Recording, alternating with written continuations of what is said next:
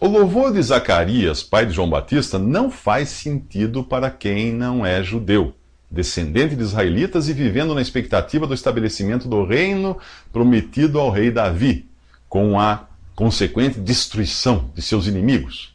Para quem nasceu no Brasil, é descendente de europeus, africanos, asiáticos, etc., e não tem sangue judeu, as palavras de Zacarias parecem uma carta enviada ao endereço errado. Quando o apóstolo Paulo escreveu ao jovem Timóteo, ele disse algo muito importante: procure apresentar-se a Deus aprovado, como obreiro que não tem do que se envergonhar, que maneja corretamente a palavra da verdade. O verbo traduzido em nossas versões por manejar tem no original grego o sentido de dissecar. Isso mesmo, como faz o médico legista com o seu bisturi, separando e identificando cada órgão e a sua função no corpo. Devemos fazer o mesmo com a palavra de Deus, dividindo, separando e identificando cada passagem para aplicá-la da maneira correta. Isto se faz perguntando: o que Deus disse? A quem falou? Quando? Onde? Em que circunstâncias? Com que objetivo? Visando qual povo, qual época, qual lugar? Por exemplo, muita gente tenta encaixar no cristianismo coisas que foram ditas explicitamente no contexto do judaísmo. O resultado é a confusão de doutrinas e igrejas que você encontra na cristandade, além de uma multidão de pessoas decepcionadas porque as promessas que viram no Antigo Testamento, ou mesmo nos Evangelhos, não funcionaram para elas. Não funcionaram porque não eram para elas. O cristão precisa aprender a dissecar a palavra da verdade e entender como dividir a história da humanidade, a fim de entender também como as coisas se encaixam nas diferentes dispensações. Por exemplo, em Efésios 3:2 você encontra mencionada a dispensação da graça de Deus. O verbo dispensar significa conceder algo dentro de certas condições. E foi o que Deus fez com os homens em diferentes momentos da história.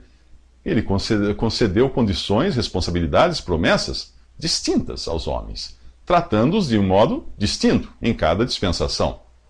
Nos próximos 3 minutos, nós vamos fazer algumas incisões na palavra de Deus para identificar as principais dispensações ou maneiras de Deus tratar com os seres humanos.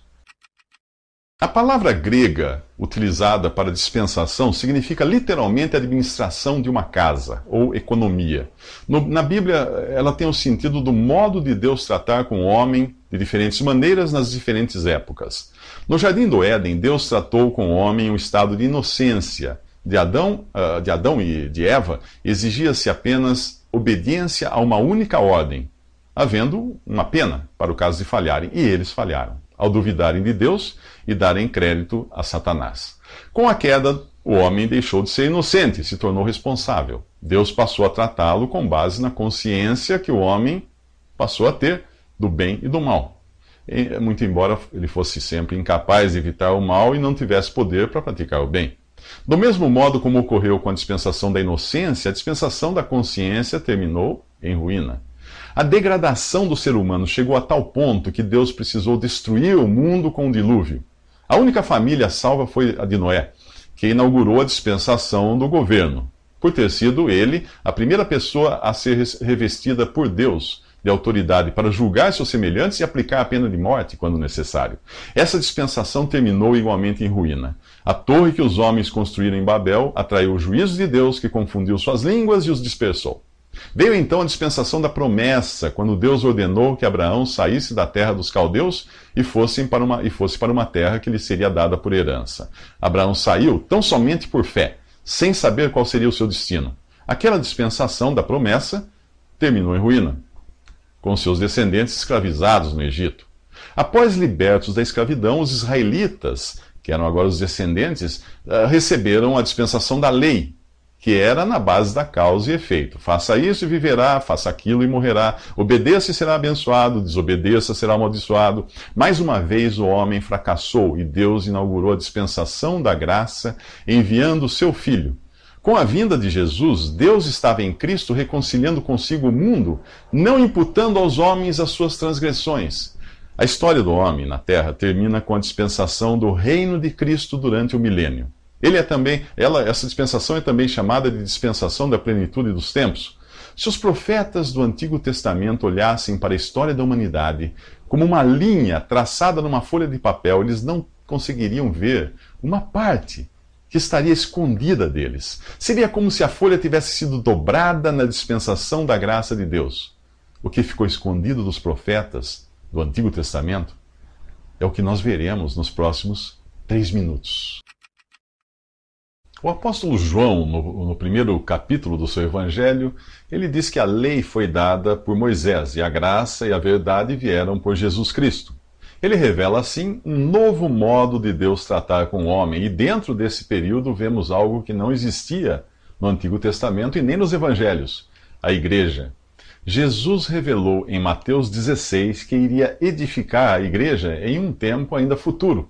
Portanto, a igreja não existia no tempo dos evangelhos, quando ainda vigorava o judaísmo. Se você fosse um discípulo de Jesus, iria participar de todas as atividades, festas e costumes do judaísmo. Se fosse homem, seria circuncidado, iria ao templo de Jerusalém, ofereceria sacrifícios de animais, daria o dízimo, não comeria carne de porco, não trabalharia no sábado, etc, etc. Você não seria cristão, você seria judeu. Porém, no capítulo 2 de Atos, tudo muda. O Espírito Santo vem habitar na terra, na igreja, coletivamente, e em cada crente, individualmente. Se o Filho de Deus nunca tinha habitado na terra antes, o mesmo aconteceu com o Espírito Santo. Com a morte, ressurreição e ascensão de Jesus, o Consolador pôde descer, conforme havia sido prometido, para habitar na terra, algo inédito até então.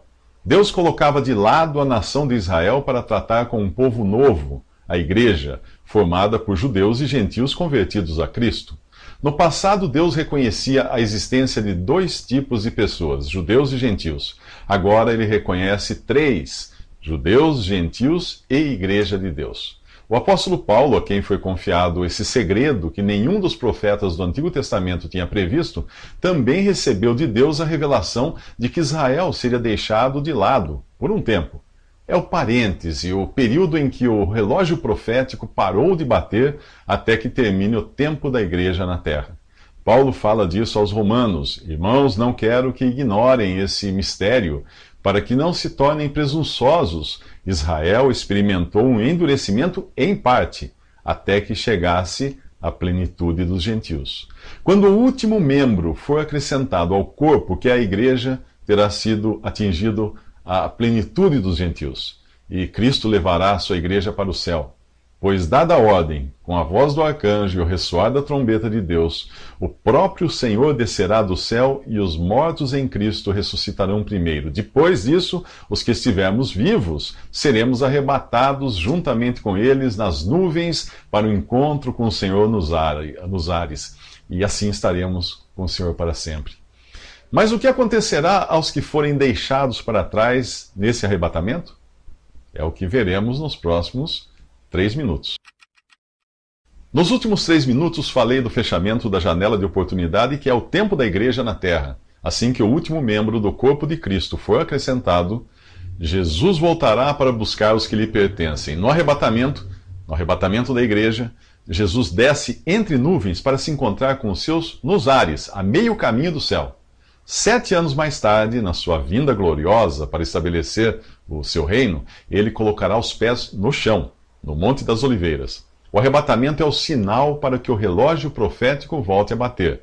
As profecias do Antigo Testamento param na morte do Messias e destruição do templo e da cidade de Jerusalém. No capítulo 9 do livro do profeta Daniel, faltavam apenas 7 anos para o Messias voltar para reinar. Mas já se passaram mais de 2000. É por isso que chamei o período da igreja de um parêntese na profecia, uma lacuna que os antigos profetas não sabiam que iria existir, mas agora você sabe. Nos 7 anos após o arrebatamento, ocorre o que você encontra em Daniel, capítulo 9, versículo 27, e a partir também do capítulo 4 de Apocalipse. O templo é reconstruído, o anticristo manifestado, o remanescente judeu fiel, perseguido e martirizado, enquanto outros são preservados para entrarem no reino de 1000 anos de Cristo na terra. Eles entram vivos. É nessa época que o evangelho do reino será pregado até os confins da terra antes que venha o fim. É disso que fala Mateus 24, quando o remanescente judeu que perseverar até o fim ficará a salvo para entrar no reino. É quando Cristo vem para julgar as nações, como descreve o capítulo 25 de Mateus. As ovelhas, ou os que acolheram e protegeram o remanescente de judeus fiéis, terão o privilégio de participar do reino na terra. Os bodes que perseguiram esses pequeninos irmãos de Jesus serão mortos. Mas em que grupo estará quem escutou o evangelho e foi deixado para trás no arrebatamento? No grupo dos bodes. O capítulo 2 de 2 Tessalonicenses explica que esses rejeitaram o amor à verdade que os poderia salvar. Por essa razão, Deus lhes envia um poder sedutor, a fim de que creiam na mentira e sejam condenados todos os que não creram na verdade.